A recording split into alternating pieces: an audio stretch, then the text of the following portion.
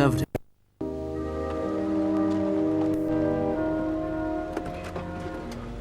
It was, however, the birthplace of Michael Dibdin Heseltine.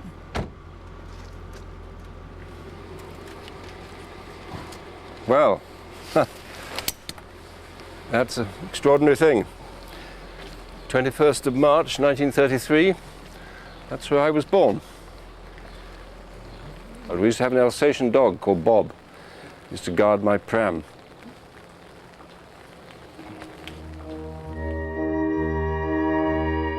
Michael was the son of a manager at the local steelworks, a Territorial Army officer, Rupert Heseltine, and his wife, Eileen. We came from a relatively prosperous middle-class background. The memories are of a wonderfully happy childhood and all the security and stability it gives. And I think of the determination to do the best one can to preserve that in one's own family. My father took a profound interest in what I was doing. I think he was very proud of me, maybe over-proud of me. To me, he was the rock. He died while you were still a very young man. Yes, he died in 1957. What was that like? Indescribable. You said it made you grow up. Yeah, I mean, I became head of the family. And, it changes things. As a child, Michael Heseltine failed to shine. However, at Shrewsbury, a pub favoured by the Welsh middle classes, he did at least make an impact. One prefect reported, "He's rebellious, objectionable, idle, imbecilic, inefficient, antagonising, untidy, lunatic, albino..." I suspect that I wasn't very popular with my schoolboys. I dare say the housemaster didn't think much of me. Whoever knows, all I know is that when I left that place, I didn't feel that I had achieved what I was capable of. Then came Oxford. Here, Michael Heseltine found himself at home. His talent, his ambition, suddenly blooming in the political hothouse of the Oxford Union. This was for me. Whatever I was interested in tended to be focused on the ladder of the Oxford Union. And I spent a huge amount of time there. I loved the people, I loved the clash, I loved the debate, I loved the idea, the institution. According to friends, his ego was rarely afflicted by doubt, nor did he hide from them his vaulting ambition. He took an envelope out of his pocket, drew on the back a series of straight lines, each straight line a different decade in the 20th century. He said, now this is the 50s, I'm going to get a good degree. In the 60s, I'm going to make a lot of money. In the 70s, I'll be a member of Parliament. And he wrote it all in the envelope. In the 80s, it'll be a cabinet minister. And the 90s was Prime Minister. Downing Street he put down, so we all laughed like drains. I remember it extra clearly because I had it in my hand, and Michael told me, he said, keep that, it might be very valuable one day.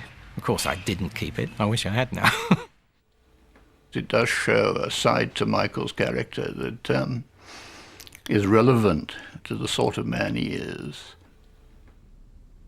A scourge of the Tory toffs at Oxford, he plotted against the old guard and was then himself elected as President of the Union, a traditional springboard for aspiring prime ministers.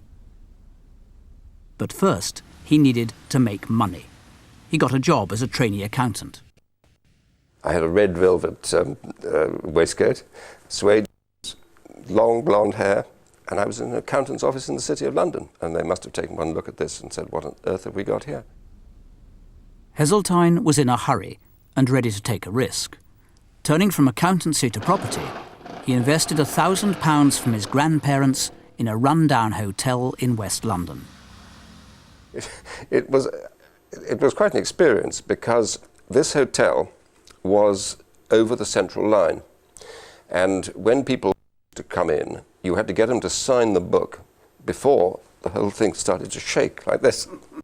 And it was really quite unnerving. You get their suitcase, you get halfway upstairs, and they suddenly feel the whole building up and down. Anyway, we managed to survive.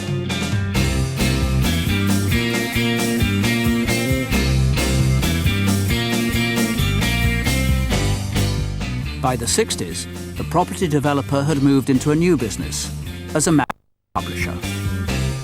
This was the early 60s. This was very exciting post-war regeneration of the creative world, and we were part of that. His most famous title, Man About Town, was a pioneering venture much admired in those glossy days. There wasn't such a thing as men's fashion or men's cosmetics or that you see now in the men's magazines. There was no advertising, therefore there was no revenue. The magazine was a touch daring, and to some Tories offensive, a threat to Heseltine's ambitions for a seat at Westminster. The nipples went and sales fell. It struggled, began as Man About Town, then it became About Town, then it became Town. And that only left it one more word to lose, and then it was down. Not only was his magazine failing, but Michael Heseltine, the property speculator, had also piled up big losses. It was an alarming predicament.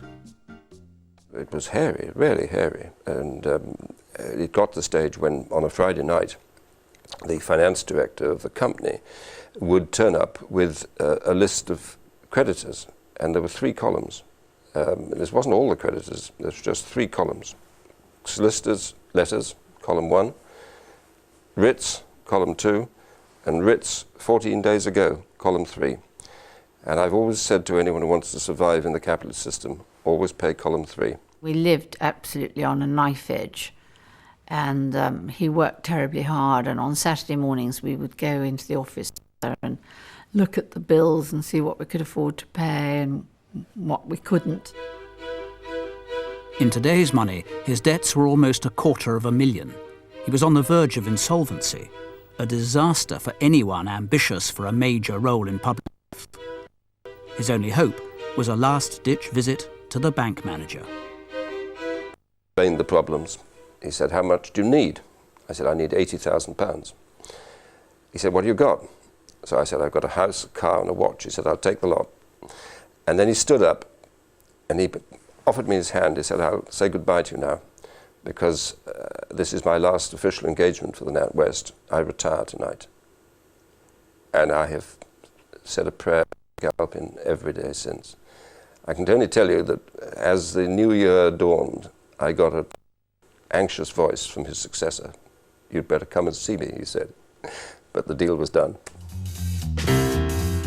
To add to his income and to raise his profile, Michael Heseltine had a go at television. I think there must have been a misunderstanding.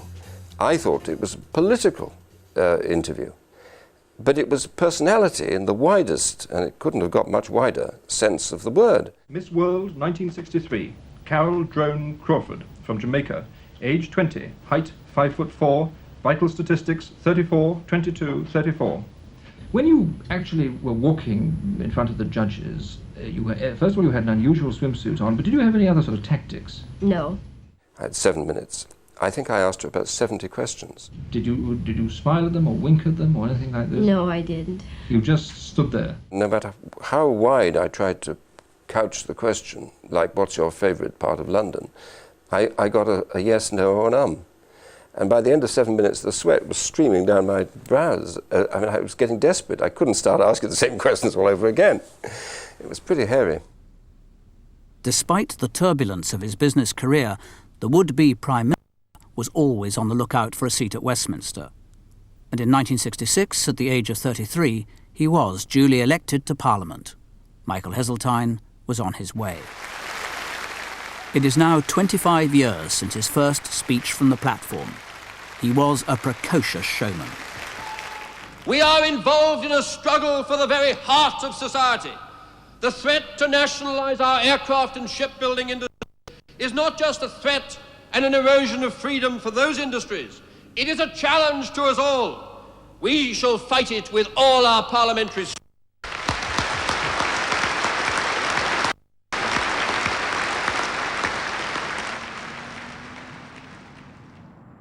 But it was his showmanship in the Commons which first propelled him onto the public stage. The occasion, a knife-edge vote on nationalisation. We'd had dinner with Michael in the house, and he said, "I think you should come up afterwards, it might get exciting. There had been a fairly tough debate with passions running quite high. We waited with great excitement for that result to be announced. When it came back, the government whip read out the result and said the government had won by 1. And we couldn't understand how this had happened. A rumour went round the chamber, which was packed, that the Labour whips had cheated by counting a Labour man twice. The government whips had indeed breached parliamentary convention to steal a victory. Passions were running pretty high. Quite a lot of alcohol, I suspect, had been consumed in the course of the evening. Then some of the Labour members started singing the Red Flag. Yeah, the Devil's got all the best tunes, and that's one of them. I distinctly remember looking down on just a haze of sort of blue and grey suits jostling each other.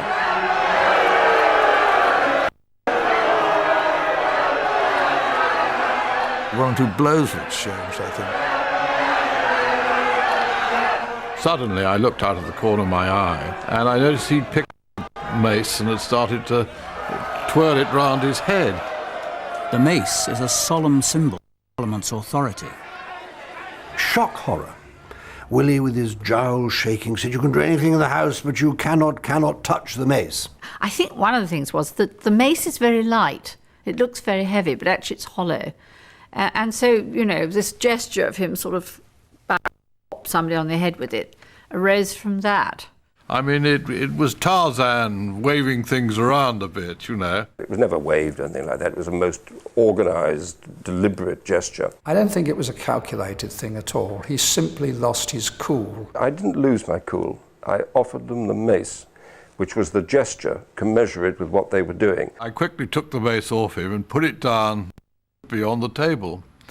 And I think Michael then quickly disappeared out of the house, as we all did. The next day, Michael Heseltine hit the headlines, but said he was sorry.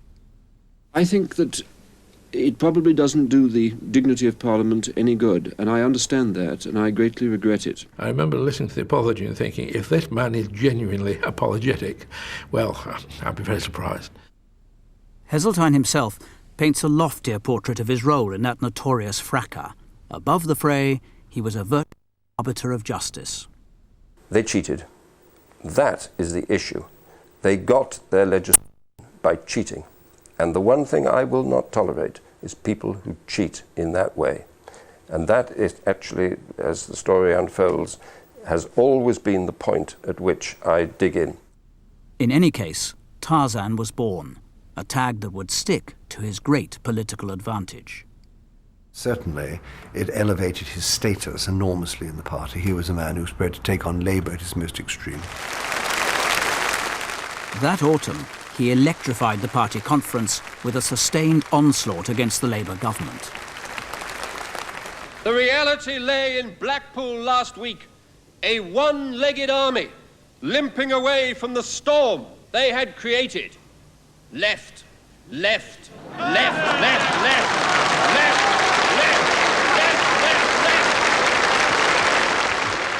The performance made him a conference darling, but a darling with no false modesty. I had started becoming well known for party conference speeches. I was now a figure, a national figure, and with a very substantial following. And I'm sure that without that, I'd have gone.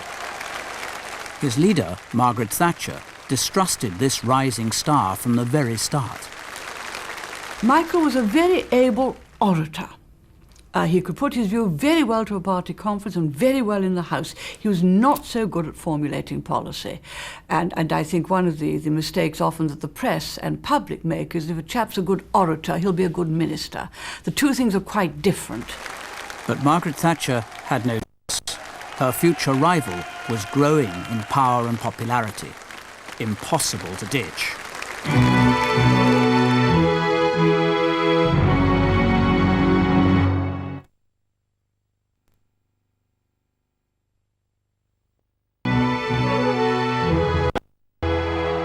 May 1979.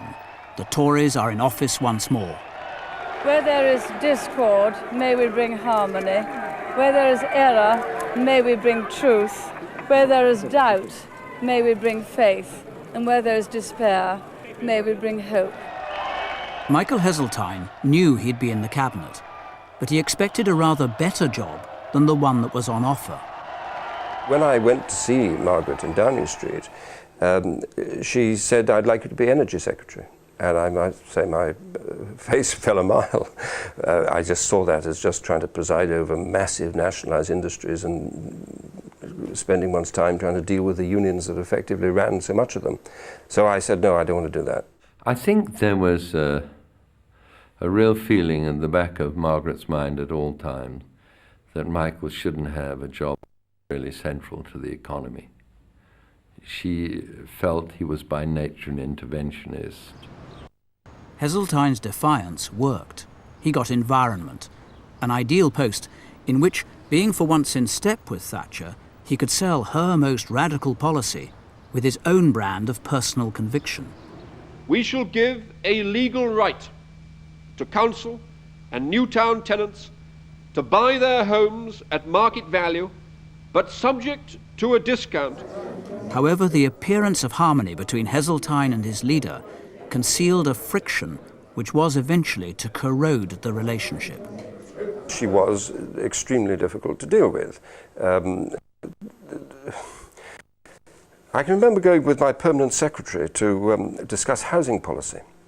And frankly, I came out of the meeting ashamed. It wasn't what I'd said. It was simply that, we had to listen to all this stuff about council tenants with underfloor heating they left on all day. I was sitting there waiting to come back from cabinet, and he threw his cabinet folder at the desk and said, I can't work with this woman. Doesn't listen. And you talk about agriculture. We heard about her brother had got a farm in the northeast of England. I mean, it was all so trivial to deal with great issues of state or big matters of policy. A couple of months later, he was invited by Mrs. Thatcher to, I think it was boxing checkers, and he said, I'm not going. I don't want to spend a day with her. And she just was, look, in the end, I'm a British public school boy who've been brought up to treat women with a certain deference, to stand behind and open doors and all this sort of thing. And here in cabinet, you would just find yourself interrupted all the time. And I had to learn that the only way to deal with her was to wait until she paused and then start again. Because otherwise you just never got a word in edgeways, and your arguments were dismissed with a lot of hectoring sort of chat. And you just had to say, you can't let her get away with this. And so I would wait till the sort of the flow had stopped, and then I'd start quietly again until I'd made the points I intended to make. You didn't always win, but I won more often than I lost. Some people would cave in or simply say... And they got sacked. That's why you didn't cave in. In the summer of 1991, Britain's inner cities exploded. Toxteth in Liverpool, worst of all. The air was just completely black with smoke. The Unigate dairy had been broken into. All the milk bottles were being used for Molotov cocktails.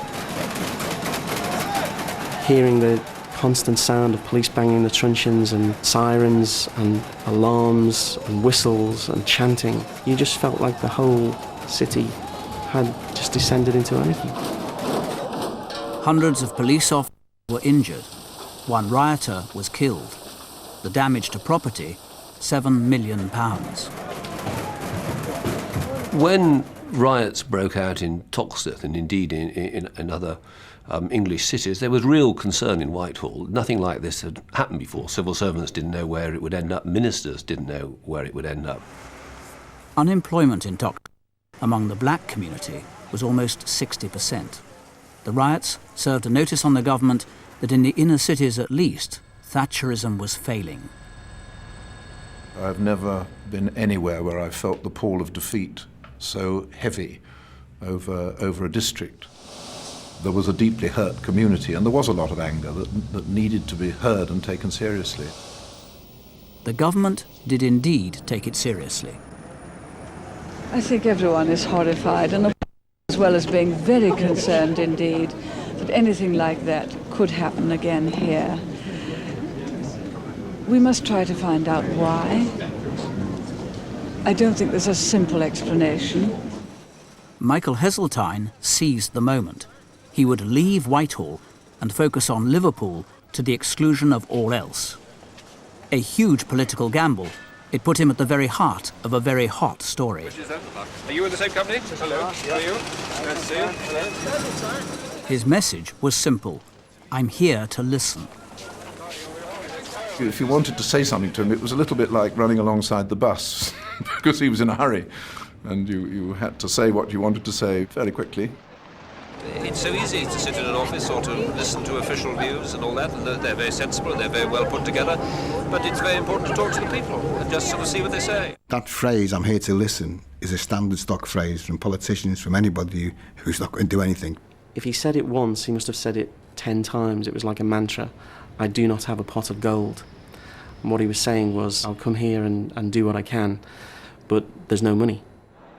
At his very first meeting, leaders of the black community staged a walkout, judging his PR offensive to be a political stunt. But he persevered, going to their home ground, through the ruins of Toxteth, to a community centre still seething with rage and resentment. Back again, almost 20 years on, his welcome is very different. Well, I remember sort of walking up these steps, and there were huge crowds. Yes. And I think at this stage, the special branch had to hand over their guns. Well, I'm going to tell you something.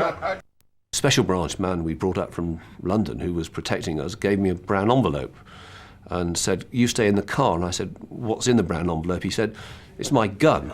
I don't want my gun to be taken while I'm there." Heseltine never flinched. He went in. He knew he was going into a room of people who'd been some had been on the streets the nights before, and he was quite sure that unless he talked to every person, every interest in Merseyside, he wouldn't get to the roots of the problem. I remember going in here, everyone was sitting here, and I had to go all the way around there. You didn't manage to get to a seat, did you? We had the ministers. That's right. Officials You here. came with. It was a vital meeting. If it hadn't happened, if we'd refused to come here, then the whole point of the visit to Liverpool would have been overhung by endless repeated allegations that we were frightened, we weren't talking just like all the others. It had to be done, and it was done. It'll never be forgotten by those of us who are here, but I think it was a breakthrough. I think people at that meeting felt he was, well, perhaps we can do business with this guy, you know. Perhaps he's a senior person in the government. If we can influence him, perhaps something will happen, something will change. Well, there we are. That's a piece of memory lane. I said to myself at stages, here is Michael Heseltine discovering the working classes, as it were, speaking as a member of the working class. I had a little chuckle about it. But what you can't deny is that on Merseyside, he applied himself. He, I think, did raise the morale, insofar as a Tory can raise morale on Merseyside. Heseltine didn't have a pot of gold, but he did have a scheme. And it was a smart one. He'd get the chairman of Britain's biggest companies to come here and see for themselves. And, ever unabashed, he'd appoint himself as their tour guide through the ruins.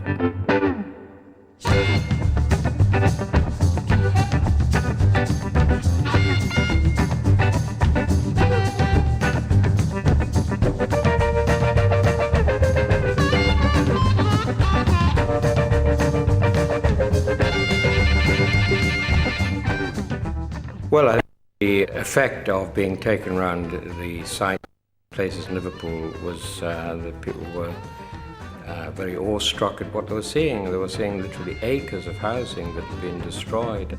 You then come across places that were still burning from the riots, and I think they were horrified at that. Well, the bus trip is absolutely central to the philosophy. And it's all about the branch management. It's all about the fact that power had gone to London and these were isolated cities without natural leaders. I think it's worth having just...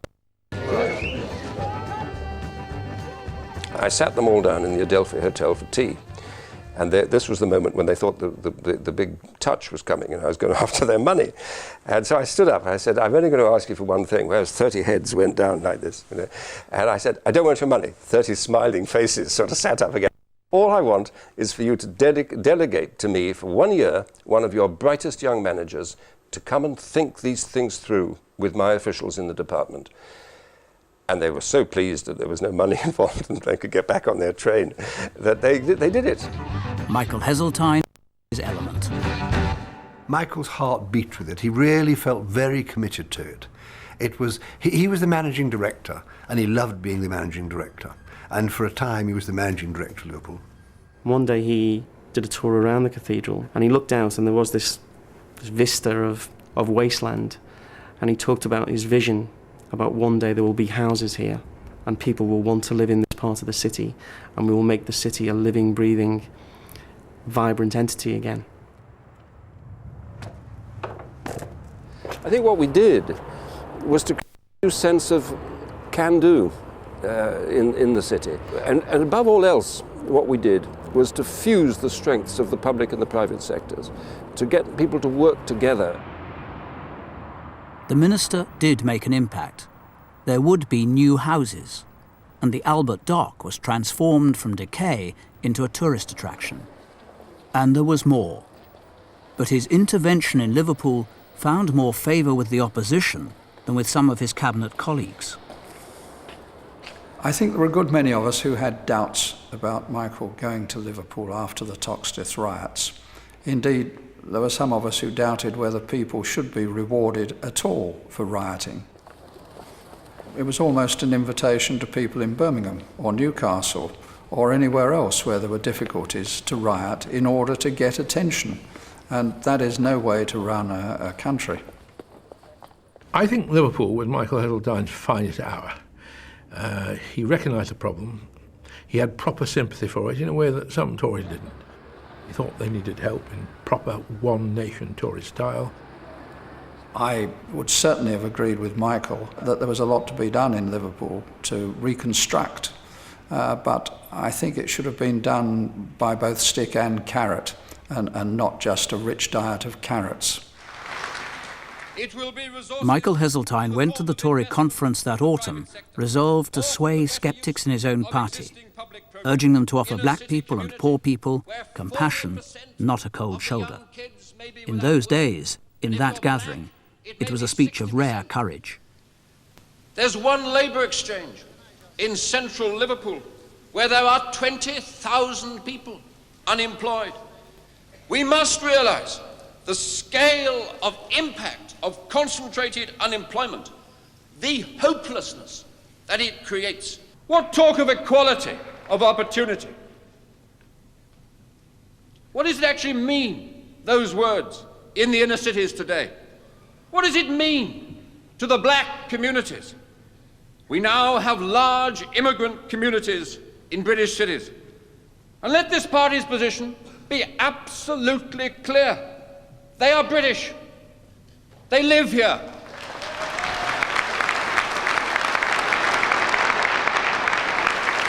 They vote here. It was a masterful display of using a platform as a real leader, moving on thought and activity. I remember Margaret very rarely went and listened to him. She'd watch him on television and say, "Look at that hair," she'd say, "Look at that hair," as it was all falling over him. Norman Tebbit, fast emerging as Margaret Thatcher's favourite Rottweiler, also spoke about the riots. But his words, with his leader at hand, were in vivid contrast to the one-nation language of Michael Heseltine. Yes, Liverpool is a black spot. Let's never forget it. And let's never forget the history of why it got that way.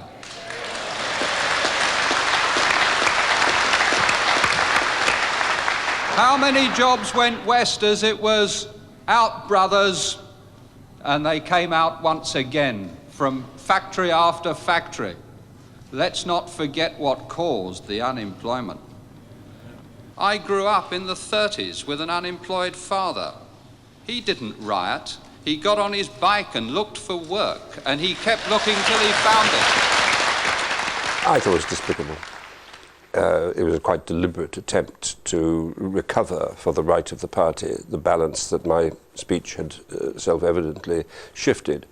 And it was despicable because, I mean, I'd got on my bike from Swansea to London. Norman had doubtless got on some bike from somewhere to London. But I was dealing with people who were old, ill-educated, living in squalor, without any prospect of probably affording the fare to get to London. The tensions within the cabinet had exploded into the conference chamber, part of what would become a very dirty war.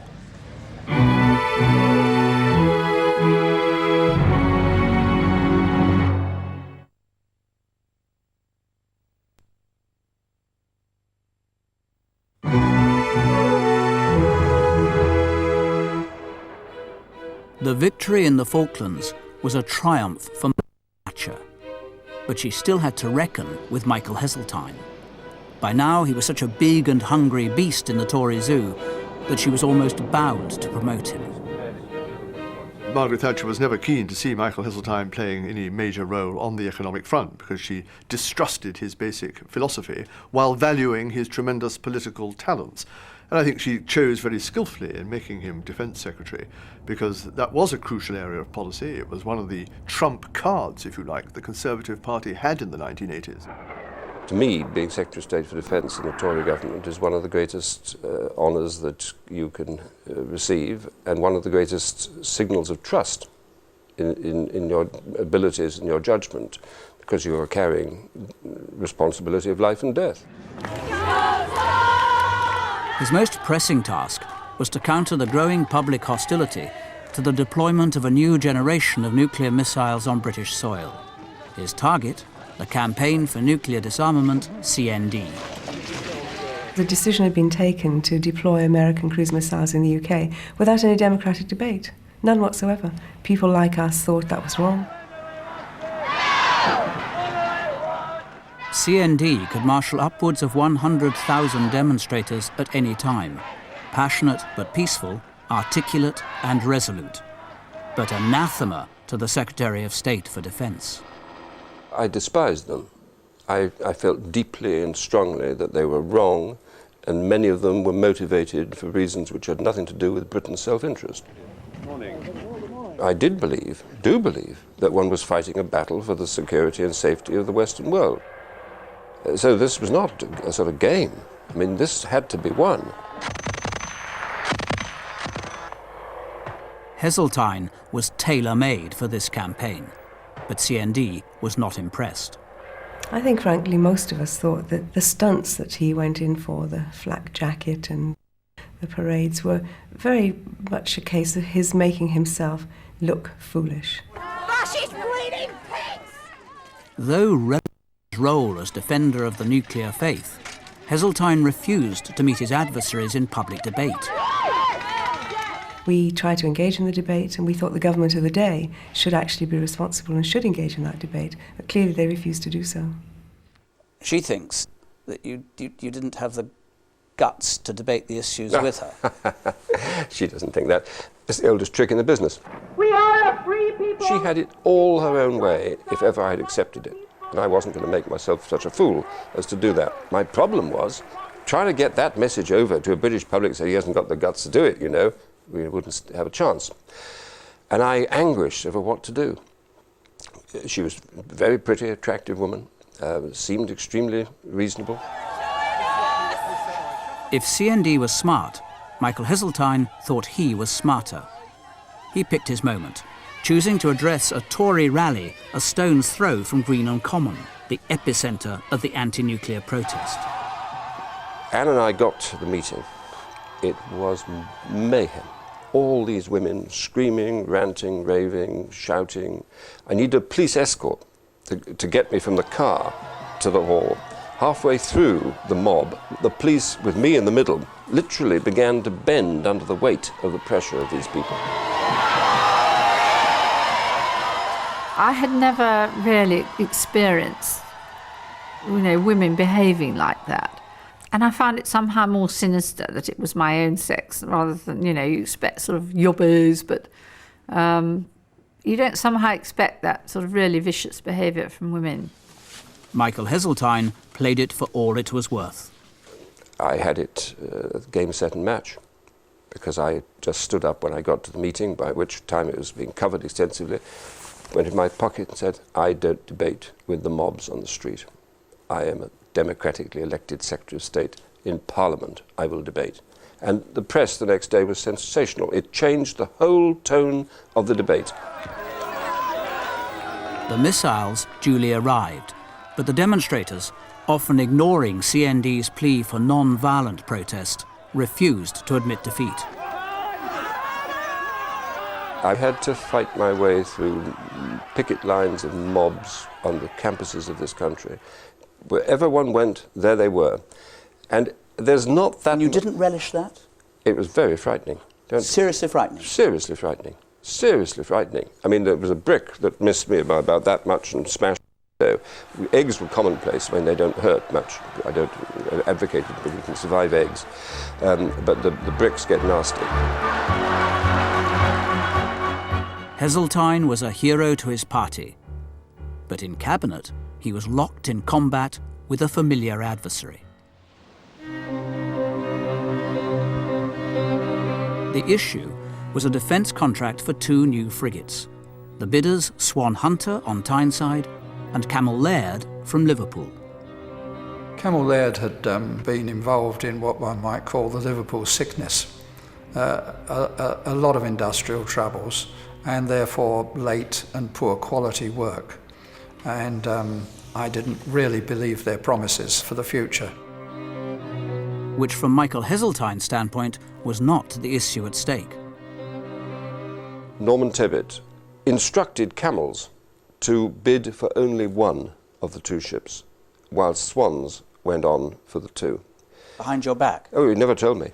Never told me. He instructed Camels to bid for one. The immediate effect, of course, is that the whole of the overheads of the Camels' yard was placed on one frigate. There was no way they could win. No way.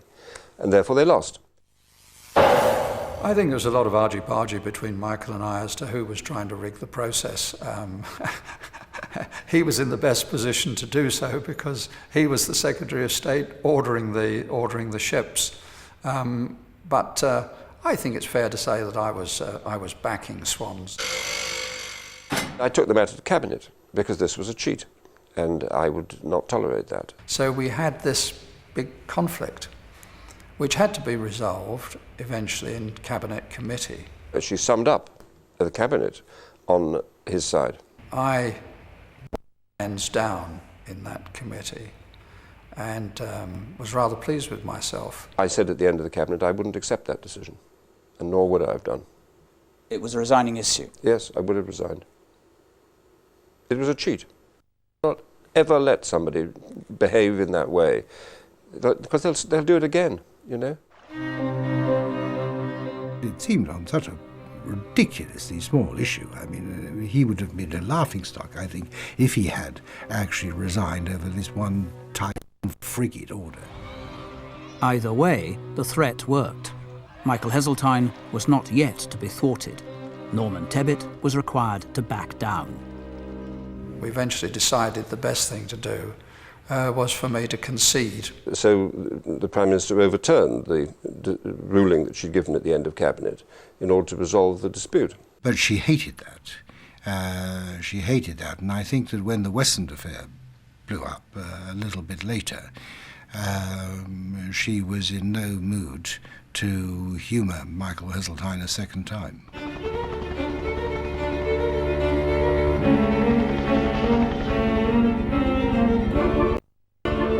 Westland was a small helicopter company in big financial trouble. The Defence Secretary saw its salvation in a link-up with Europe. Hardly the stuff of high drama, or so it seemed. I had some sympathy with his view that there was a future in European-based defence procurement. It would be dangerous if we became totally dependent on American provision of all our kit, all our equipment, and apart from anything else, in the interest of having a competitive defence market, you should allow proper European competition. The Westland Board thought otherwise. They wanted to cut a deal with the US manufacturer Sikorsky, and they had the Prime Minister on their side. Heseltine went into battle. A cabinet committee was summoned to settle the issue. He had a majority of the committee with him. and for that reason it wasn't resolved then, and it had to be put off, and he had to be given more time. According to Heseltine, a date for a further meeting was then fixed by Number 10, only to be cancelled at the last minute. That is an abuse. That is a cheat. I was entitled as a cabinet minister to have my views considered by cabinet. I know that Michael says that he thought he was not allowed to put Westland on a cabinet agenda. Westland was not a big enough thing really to be on a cabinet agenda. It should have been dealt with by the Economic Committee of the Cabinet or the relevant subcommittee of that. And it was. As the clash between Thatcher and Heseltine sharpened, the Defence Secretary found himself isolated.